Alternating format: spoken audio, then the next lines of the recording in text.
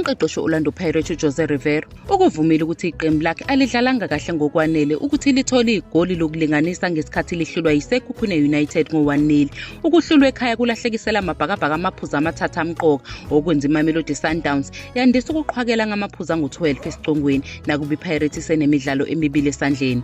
URiveiro uphoxekile ngokuthi iqembu lakhe liphinde ladedela igoli, wavuma ukuthi bathwale kanzima ukulinganisa ngemuva kokuthi iSekhukhune sishaye igoli lokuqala. Ubalula ukuthi umdlalo ubuhlukile ngaphambi nangemuva kwegoli njengoba iPirates ibibonakala iwuphethe ekuqaleni kodwa yalahlekelwa uhlelo nobuchule bayo uma isisalele emuva.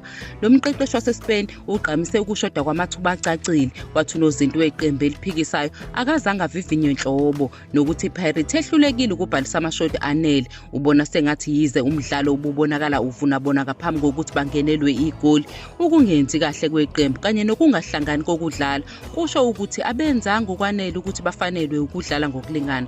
I-Orlando Pirates isizogxila emidlalweni ezayo yeSoweto Derby neKaizer Chiefs izimbangi zayo ezinkulu ohlelelwe imigqibelo emibili ezayo.